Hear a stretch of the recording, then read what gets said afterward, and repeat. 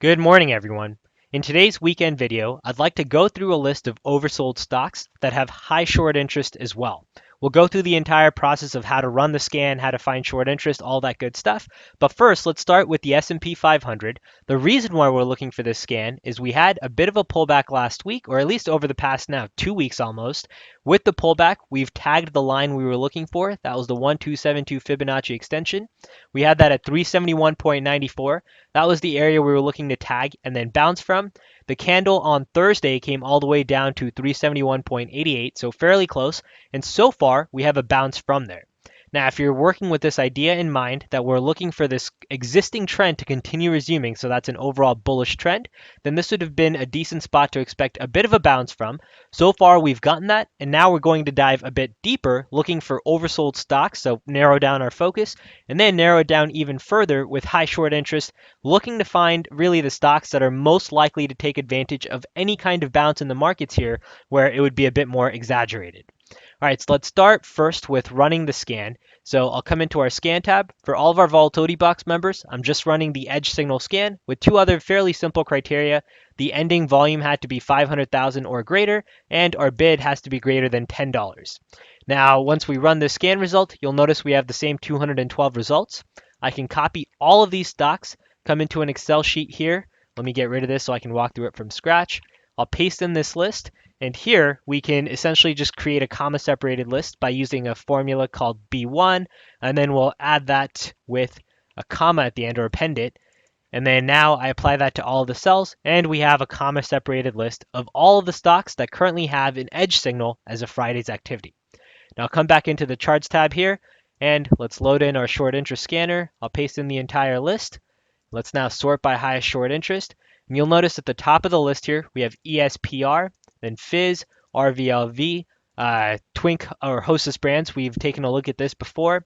RRC, KNSA, MTZ, APLS, and then a couple others. So we'll go all the way up to this 10% mark. And our entire goal with going through charts is to try and keep this as quick as possible. So overall here, we're looking to see a most recent market pulse of green. That suggests that we have an overall uptrend. We'd like to make sure that we have at least an edge signal plotted, and we'll give more bias towards anything where we have either a slingshot squeeze or a squeeze signal plotted, all of which suggest that we also have the squeeze on our side, looking for that same bounce higher. All right, so starting with the very first stock in our list, that was ESPR. So let's come in, we'll say ESPR. This doesn't look or meet our first criteria, right? Our market pulse most recently is red. You can also see that with the labels right here. So let's keep coming down the line. The next one is Fizz. So we load in Fizz. Fizz on the daily time frame, also red. The only one thing I'll point out on Fizz, just for people who are looking at it on the weekly, you're still in an overall uptrend. But Fizz doesn't meet the rules that we're looking for, so let's keep moving forward. We have RVLV. So in Revolve Group, we have a squeeze signal. We have a bit of a pullback to the market pulse line. That was confirmed on Friday with a pretty nice bounce up from the market pulse area, ending up for the day or positive. And then so far, we're looking at RVLV to continue the same bullish trend. The squeeze eventually, when it fires, takes out that 50.89 zone. The one thing I don't like about this from a technical setup is the histogram bars here are already looking like they're at levels which you would see typically after the squeeze is fired.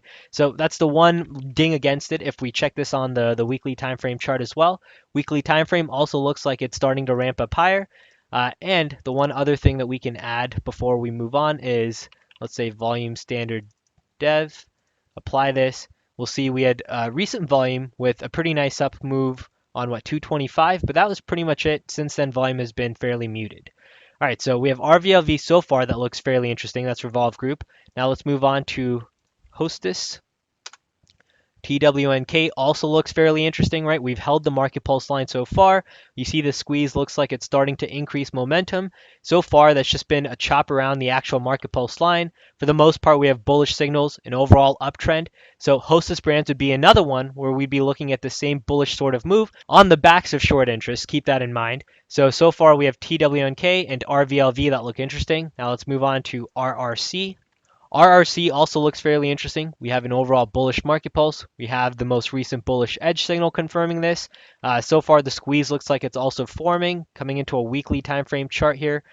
So far, the squeeze is fired on the weekly time frame chart. So if we could see a few more bars of positive movement there, that could support this overall daily squeeze firing as well. So we'll add RRC to the list. Let's actually create a new list here. So we'll say Notepad. So far we had Revolve, Hostess Brands, and then Range Resources.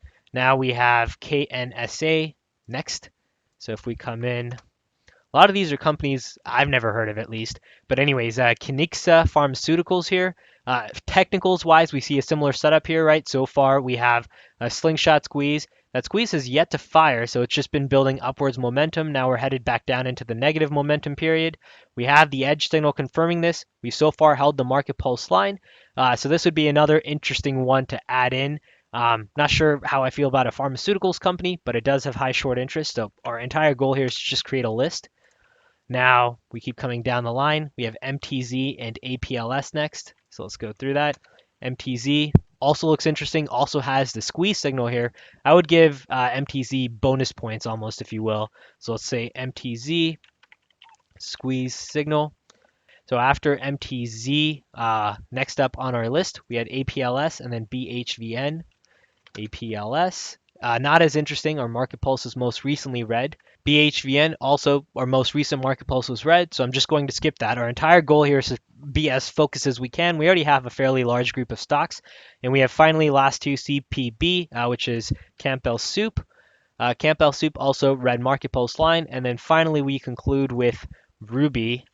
If we load in Ruby, that's another therapeutics company, and also our most recent market pulse is red. So I'm going to skip that. So this is really our list of stocks that we're looking at, our best stocks that we found. So to summarize here, we have a list of 5 stocks. These are 5 stocks that have our focus for this upcoming week. There are 5 stocks in which we have the edge signal, meaning that they're officially in oversold territory. We also have high short interest, meaning we have some sort of a tailwind looking for a movement up higher that can be ridden with momentum. And then finally, we have MTZ here at the top of our list, also one with the squeeze signal, which is again another reason why we're looking for that same bullish momentum to come through. Now, this could serve as your list of stocks that you monitor this upcoming week, looking to try and find either pullback opportunities if you're uncomfortable with where they're currently at, or B, looking for intraday time frame trades to set up, at least say early on in the morning, letting you know that, hey, this is really about to start taking off. For our volatility box members, that could be, again, something like, say, the squeeze signal or the slingshot squeeze on an intraday time frame chart. That could be your trigger that's letting you know that, hey, this daily move is now looking to really start to take off on an intraday time frame, and it lets you try and get in early on before the dominoes really start to fall. Either way, I hope this video helps to give you an idea of how to find this list of stocks. If you don't have access to the edge signal scan, you can also use something like the RSI. You can try and use something like, say, the Stochastics, any reason or indicator that helps you figure out if a stock is overbought and oversold. And you can also find then the short interest on something like the TD Ameritrade website, where it's clearly spelled out for you with the short interest column. Either way, I hope this video helps. Our tools help to make this process much more automated, but you can also go about it doing it in a much more manual approach to still come to an end list of stocks that you'd like to focus on that are really oversold and have high short interest. All right, take care, everyone. Good luck trading, and we'll see you in the next update.